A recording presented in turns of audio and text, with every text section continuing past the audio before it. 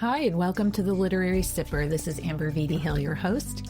And today we are going to be talking about the winter as a time of receiving, and receiving creatively, that is. And I wanted to also highlight again that my friend Tanya and I will be hosting our winter workshop, Let Go and Begin, on January 30th, and registration is open. So please, if you are so inclined, you're welcome to join us. It is a 2-hour workshop where the first part of it is gentle yoga, no experience required. It is very gentle, and Tanya will lead you through several asanas that are designed to allow you to take care of yourself, to be in the season that we're in, to stretch your body, and to really get into the mindset where you can be open to whatever creative energies come your way. In the second half of the workshop, we will be doing some guided journaling and discussion centered on this winter season. And that is why I wanted to highlight the winter in this episode. Generally, people are making tons of resolutions, and maybe they've already broken them by January 17th. I don't know. I'm not a big resolution person. I do have a little list that I keep on my bulletin board called 25 for 25. Those of you who are listeners of the podcast know that I do 25 books for 20. But this is more just like 25 kind of random things that I'd like to get done in the course of the year. Some of them are personal. So things along the lines of like taking the boys up to the top of the Space Needle. Some of them are having to do with the house, like maybe recarpeting the stairway, which is a point of contention for me. Some of them are more creative enterprises, like finishing the second draft of this novel that I'm working on. And some of them are just silly and are like, girl, get yourself some new sports bras because you're running every day. But they're not so much resolutions about changing behaviors. They're more about like projects that I have wanted to get done and maybe have put off. When it comes to thinking about January as a place to start, I actually think that it goes against what nature is telling us. And in nature at this time, to me, is in hibernation. Even your garden is asleep. Not much is growing. Maybe a few things are popping up. We're here in Seattle, so sometimes if the sun is out, you actually do see little buds starting to form already, but it's way too early for that. February is a huge snowy month for many, many people across the country, and the coldest month for a lot of different parts of the country. And in that way, it is just reminding you to slow down and be in receiving mode, be in the mode where it might be time to just meditate a little while and think about projects that are coming in the spring.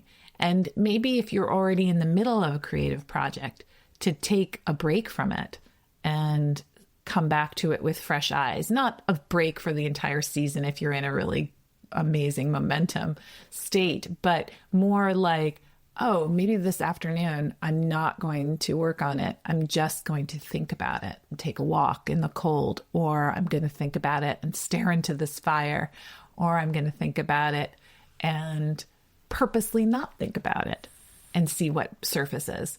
And I think one of the ways that I tend to think about these things are yogically and in sort of yoga of the mind, not yoga of the body, which is to really be thinking about the 3 elements, air, fire, and water, not so much earth being the way we ground ourselves, but air to me is where the vision, the creative vision comes from.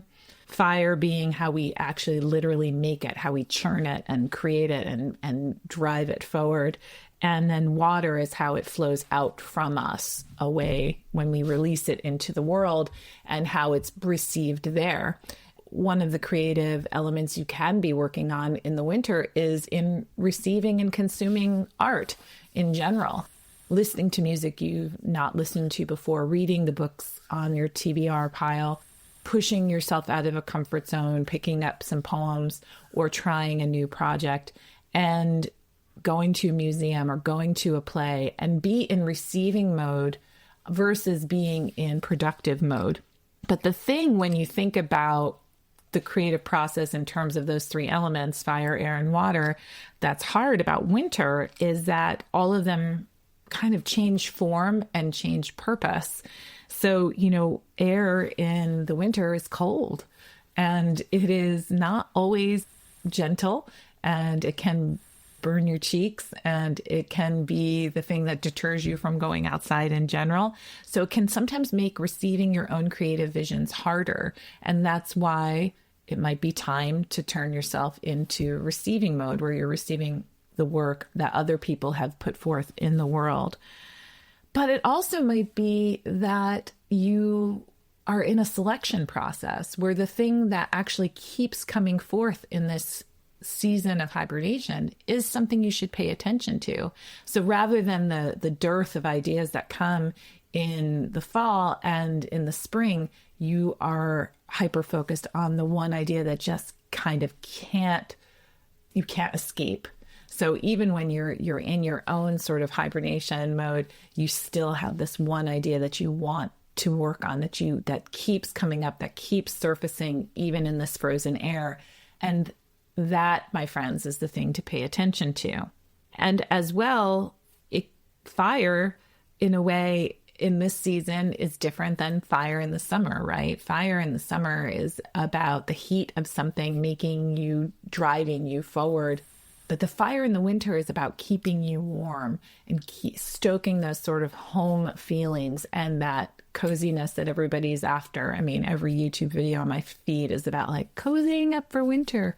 And the fire in this case is about making sure you're still keeping those creative energies burning, that you're still always moving forward, but not punishing yourself by burning up the energy so completely that you can't put anything forward, but instead warming your hands by the fire, thinking of it as this gentle heat, thinking of it as a place to meditate upon. There's nothing better than just sitting and staring at flames to make ideas and paths rise to the surface. So thinking about the fire as something that needs to be set to keep you warm, and that you're someone who will set it. So creating that atmosphere for those creative energies to flow forward. And setting your scene, right? And making sure that you're setting your scene up for the peace, the nostalgia, the reflection to come forward so that you can be the artist that you're meant to be, that you can be in a creative space, that you can take the time to just receive the energy. And when you think about water in the winter, of course, it's frozen, and it might not be the time to put something new out into the world and expect the response that you're hoping for. Maybe it is a time to be a little more thoughtful. Maybe it's a time to protect what you have. Maybe the outward idea, the direction of your creative energy is not outward at this time, it's inward. Now, some of you, this might not matter, right? Some of you are like, I put things out all the time and I'm in a real flow state with my outward production. Then by all means, keep doing that. But for those of you who are questioning, like, why is it hard for me right now? Why is it hard for me to flow outward? It just might be that it's not time. It's not the season, and allow for that change. But it is the time to place yourself in this receiving mode. Christmas is over. And for women, I know, and men too, but mostly women, it's not really about the receiving at that time. It's about the giving. It's about the creating of magic. It's about the giving of gifts. It's about the giving of time, giving of energy. And we've spent a lot of it already. And that's really only the tip of the winter iceberg. Forgive the image, I guess, in this conversation about winter. But there's January, there's February, there's March. For some of us here in Seattle, it doesn't really get warm until May. It's a long time of battling this energy that nature has put out there. And not to say that you can't enjoy it, that you shouldn't be outside every day. I'm a total fan of the adage, there's no bad weather, only bad clothing, and you should get out every day and be in nature every day. The same way I tell you to write for 10 minutes or draw for 10 minutes, that 10 minutes matters. If you want to take a walk around the block, it will help your mental state. But it is a long winter. And so to allow for those ebbs and flows in your creative energy and understand that that's part of this season, is the reminder to slow down and the reminder to be introspective and the reminder that the grayness that is pervasive is part of the process itself. You cannot have the spring energy without the winter energy. But if we move on from resolutions and we start to think about our daily habits and our daily life, and we stop seeking novelty and we start to seek the familiarity of cozy things, and we start to go inward a little bit, then we won't be in conflict.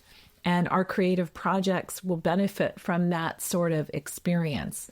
Because maybe instead of pushing a narrative forward where you're trying to finish your draft, your initial manuscript draft, maybe it's time to write a soundtrack for one of the characters.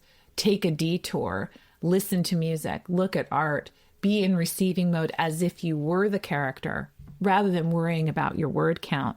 Now, if writing, for example, is the thing that makes you feel cozy, if you set your scene and you've romanticized your office and you've lit your candles and you've set your music, and that's what the thing that makes you feel most in connection with your creativity, then of course that's the path.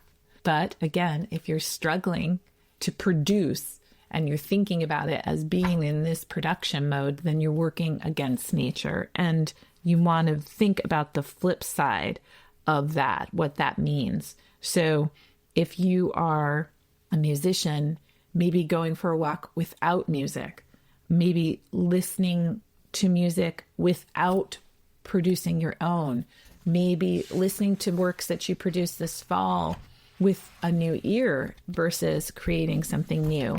And there's lots of ways that you can go about allowing for this yin-yang energy, this energy of receiving. But I think it's important that you understand that the season will change, that spring will come, and to romanticize this winter as a time of inward introspection where nothing is required of you except to be. And part of being and part of caretaking is self-care, and part of that self-care is understanding that your creative energy needs to be protected and honored and romanticized. So making sure you are taking up time and space and have a clear intention to do something for yourself every day, whether that thing is small or a large project, it's up to you. But not to do it under the guise of productivity, but do it under the guise of respite. Do it because it makes you feel connected to your greatest self. I hope you're well, and I'll talk to you again next week. Thanks for listening to The Literary Sipper. I hope you enjoyed this episode and learned something new. If you did, please subscribe and leave a rating and review if you're feeling especially generous. Until next time, keep reading, keep writing, and keep putting your voice in the world. It's waiting for you.